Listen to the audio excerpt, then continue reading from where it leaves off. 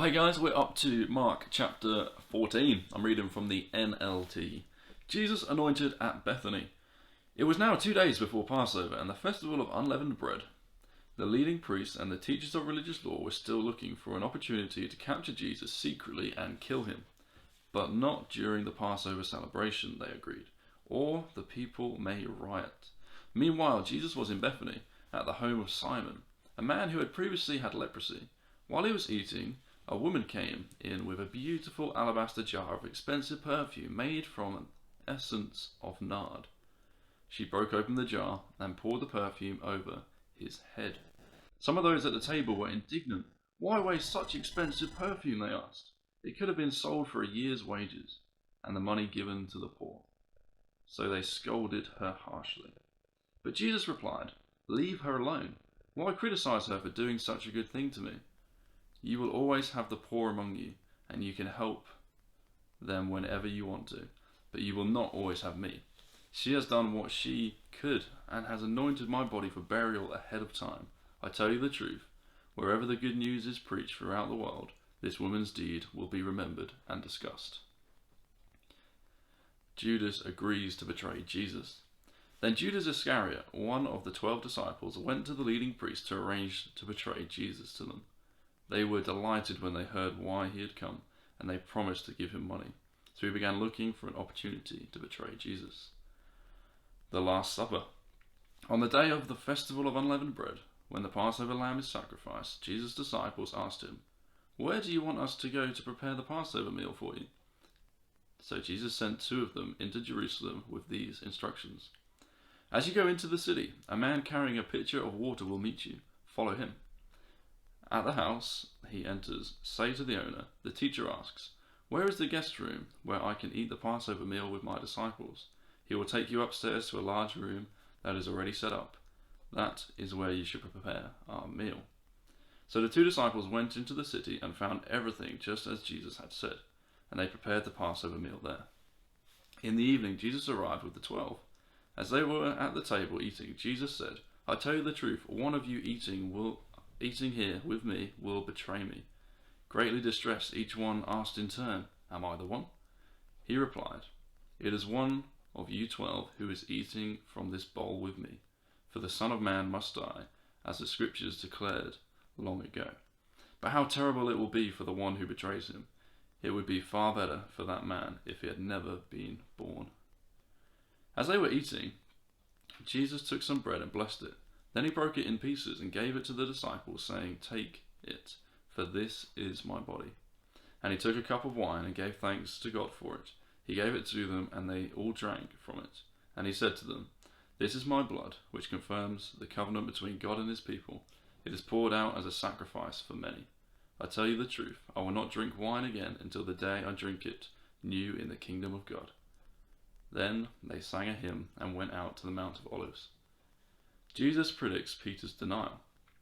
On the way, Jesus told them, "All of you will desert me, for the Scriptures say, God will strike the shepherd and the sheep will be scattered. But after I am raised from the dead, I will go ahead of you to Galilee and meet you there." Peter said to him, "Even if everyone else deserts you, I never will." Jesus replied, "I tell you the truth, Peter. This very night, before the rooster crows twice, you will deny 3 times that you even know me." "No," Peter declared, emphatically even. "Even if I have to die with you, I will never deny you." And all the others vowed the same. Jesus prays in Gethsemane.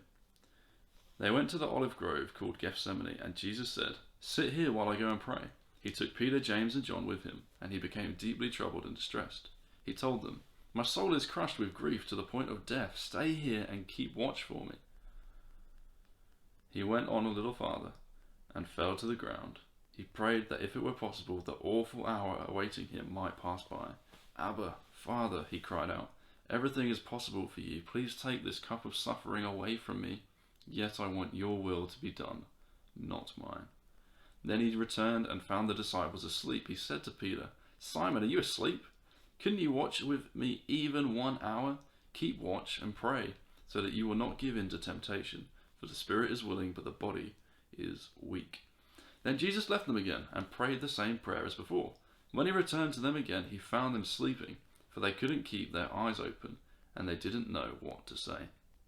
When he returned to them the third time, he said, "Go ahead and sleep. Have your rest." But no, the time has come. The Son of Man is betrayed into the hands of sinners. Up, let's be going. Look, my betrayer is here. Jesus is betrayed and arrested.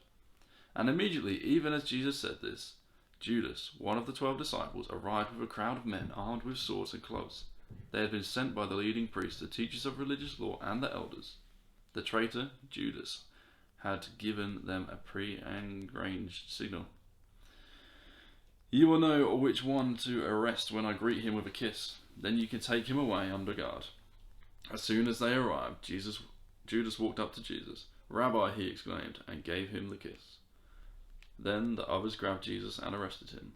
But one of the men with Jesus pulled out his sword and struck the high priest's slave, slashing off his ear.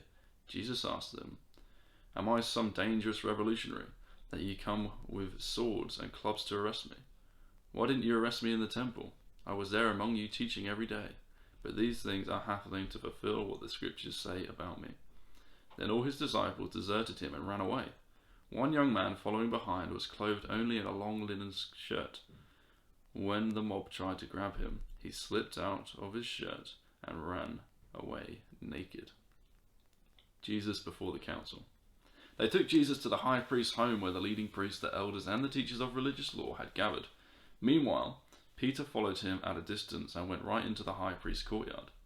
There he sat with the guards, warming himself by the fire. Inside, the leading priests and the entire high council were trying to find evidence against Jesus so they could put him to death. But they couldn't find any. Many false witnesses spoke against him, but they contradicted each other. Finally, some men stood up and gave this false testimony. "We heard him say, 'I will destroy this temple made with human hands, and in 3 days I will build another, made without human hands.'"